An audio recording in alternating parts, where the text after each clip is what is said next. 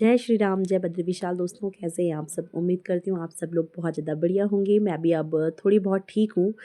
ठीक होना ही पड़ता है समय के साथ, क्योंकि ज़िंदगी है, जीना तो है ही, चाहे हम लोग हँस के जिएँ, रो के जिएँ या दुखी होके जिएँ। जीना तो है ही ज़िंदगी। इससे पहले जो मैंने वीडियो पोस्ट करा था, बहुत अच्छी रेमेडी मैंने आप लोगों के साथ एक रिचुअल शेयर करा था उस वीडियो में। बहुत ज़्यादा एक्साइटमेंट के साथ वो वीडियो पोस्ट करी थी 1 जनवरी के दिन। बहुत ज़्यादा खुश थे, हम सभी लोग बहुत ज़्यादा खुश थे और उम्मीद करती हूँ आप सब लोग भी बहुत ज़्यादा खुश रहे होंगे, क्योंकि नया साल का दिन था। और मैंने उस वीडियो में ये चीज़ें क्लियरली बोली थी कि मैंने कुछ भी नया साल के लिए प्लान नहीं करा है, क्योंकि हम कौन होते हैं प्लान करने वाले? प्लान करने वाले तो ऊपर बैठे हैं। उन्होंने जब हमें इस धरती पर भेजा ना, तो उसी वक़्त सब कुछ उन्होंने पहले से ही तय करके भेजा है कि कब क्या होना है, किसके साथ कैसे होना है, सब कुछ। कब हँसना है, कब रोना है, सब कुछ उन्होंने पहले से ही हमें मतलब लिख रखा है हमारा, और उसी के हिसाब से हमारी ज़िंदगी जो है वो चलती है। तो बहुत सारे लोगों के मेरे पास इंस्टाग्राम पे मैसेज भी आए हैं। थैंक यू सो मच कि आप लोगों ने मुझे याद करा, और इतने कम समय में आप सब इतने प्यारे-प्यारे लोग मुझे मिले ना, क्योंकि दुःख के समय पर कोई अगर इतने प्यार से बात करता है, इतने प्यार से समझाता है ना, तो सच में बहुत अच्छा लगता है।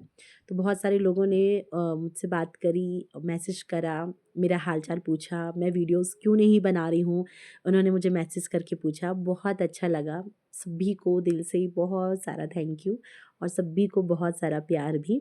Thank you so much. तो बात ऐसी है कि मतलब कि 3 जनवरी की रात को लगभग 12:30 बजे, 3 जनवरी की रात 12:30 बजे हमारे ससुर जी, मतलब मेरे ससुर जी, हम सभी को छोड़कर बैकुंठ धाम चले गए, श्री राम जी के पास चले गए। और ये चीज़ें इतनी अचानक से हुई कि हमें कुछ भी समझ में नहीं आया कि ये क्या हो गया, क्योंकि उससे पहले वो बिल्कुल ठीक थे, उनकी कोई तबीयत ख़राब नहीं थी। 73 प्लस थे, पर तबीयत उनकी बिल्कुल ठीक थी। बच्चों के साथ खेलना, धूप में बैठना, बातें करना, खाना खाना, सब कुछ बहुत बढ़िया था। पर उनको अस्थमा की प्रॉब्लम थी, मैंने 1-2 वीडियोज़ में बताया भी था, श्वास की प्रॉब्लम थी उनको। और जैसे अभी सर्दियों का मौसम चल रहा है, तो उनकी साँस थोड़ी-सी फूलने लगी, तो हमने हॉस्पिटल जब दिखाया तो डॉक्टर ने हमें बोला कि एक्स-रे करा लेते हैं। और हॉस्पिटल में वो हम सबसे सुबह मिलकर गए, खुद चल कर गए हॉस्पिटल, हम सबको मिल के गए। मेरा जो छोटा बेटा है रुद्रांश, वो आया दादाजी के पास, उसने दादा को बोला दादा, दादा इस तरीके से बोला, और पापा जी ने उसकी तरफ देखा भी, देखकर मुस्कुराए भी, उसके सर पे हाथ भी रखा। उसके बाद डुग्गू से भी मिले, बड़े बेटे से भी मिले, वो बाहर पे खेल रहा था, उसको भी देखा, बोला कि डुग्गू अभी आता हूँ बेटा, हाँ। हम सभी से मिले, और थोड़ा-सा बोला कि अभी मैं पहले बाहर धूप पे बैठता हूँ, तुम थोड़ा-सा चाय बना लो। फिर चाय बनाई, थोड़ी-सी उन्होंने चाय भी पी, और पानी बोला पापा जी पानी पीना है? तो बोला कि नहीं, अभी पानी पीने की इच्छा नहीं हो रही है। उसके बाद थोड़ी देर वो बैठे रहे बाहर पे, हमसे बातें करी। फिर मेरे हस्बैंड के साथ हाथ पकड़ कर वो हॉस्पिटल गए दिखाने को, क्योंकि हम सभी को बस ये था कि उनको हॉस्पिटल दिखा देते हैं, साँस फूल रही है, बाद में कोई दिक्कत ना हो, इस चीज़ के लिए हॉस्पिटल लेके गए, और वहाँ पे भी ठीक था सब।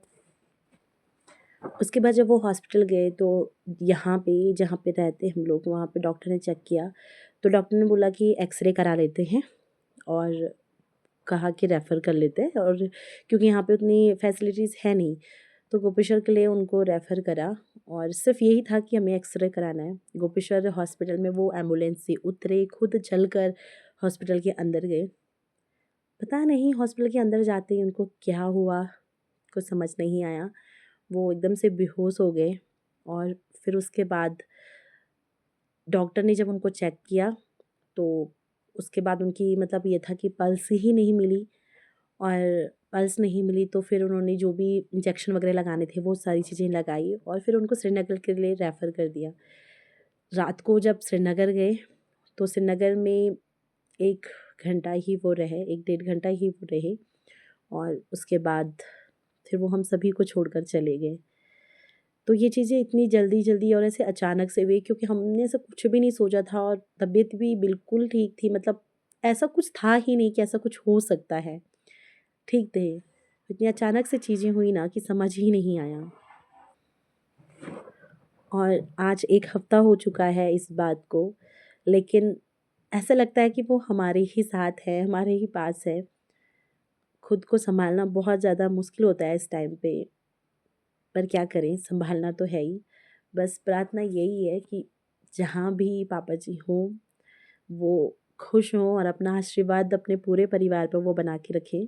क्योंकि सबसे ज़्यादा मतलब ऐसा होता था ना कि वो मम्मी जी को बहुत ज़्यादा याद करते थे, बहुत ज़्यादा। वो हमारे साथ रहते, हम सबके बीच में रहते थे, लेकिन मम्मी जी को बहुत ज़्यादा याद करते थे। और मम्मी जी पिछले 4 साल पहले ही हम सबको छोड़कर चली गई थी। तो उसके बाद पापा जी थोड़ा टूट गए थे और बहुत याद करते थे। तो अब दिल को बस ऐसे ही तसल्ली दे रहे हैं कि पापा जी मम्मी जी के साथ चले गए हैं, उनके साथ खुश होंगे और वो दोनों मिलकर जहाँ भी होंगे वो हमें देख रहे होंगे और अपना आशीर्वाद हमारे ऊपर बना के रखे होंगे। तो बस यही उम्मीद है और क्या ही कह सकते हैं। अभी इतने दिनों से मैं कोई वीडियोज़, फ़ोटोज़, पोस्ट कुछ भी मेरा करने का बिल्कुल भी मन नहीं था।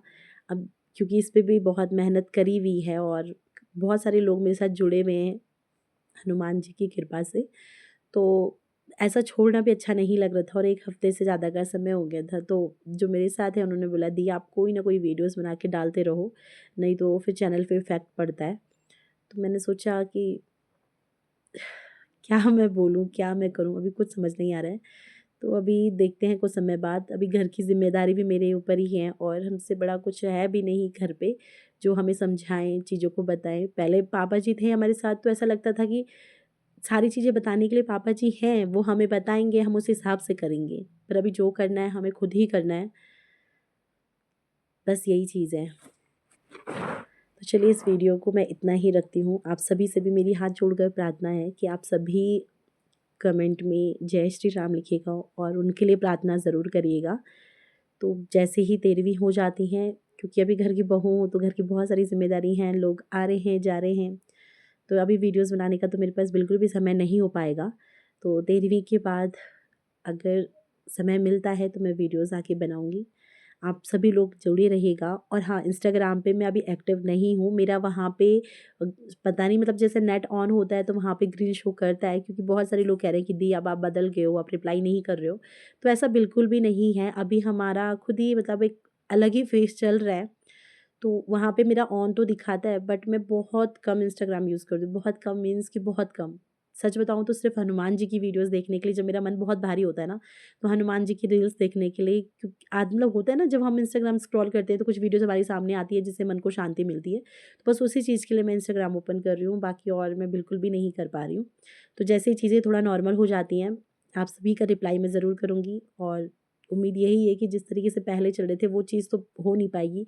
उनकी कमी कोई भी पूरा नहीं कर सकता है, कोई भी नहीं। और ज़िंदगी है, जीना तो है ही चीज़ों को लेकर, और अगर हम दुखी रहते हैं तो उनको भी कहीं न कहीं दुःख होगा, क्योंकि वो कभी नहीं चाहते थे कि उनकी वजह से हम कभी भी परेशान हों, हम कभी भी दुखी हों। इसीलिए उन्होंने सेवा का भी हमें टाइम नहीं दिया, बिल्कुल भी सेवा का टाइम नहीं दिया हमें। इसीलिए अचानक से छोड़कर चले गए। तो हम बिल्कुल भी दुखी नहीं होंगे, खुद को सँभालेंगे, परिवार को भी सँभालेंगे। आप सभी भी ज़रूर प्रार्थना करिएगा और जो लोग मुझसे जुड़े हैं प्लीज़ यूँ ही जुड़े रहिएगा। अगली वीडियो में मिलती हूँ आपसे। जय श्री राम, जय बद्री विशाल।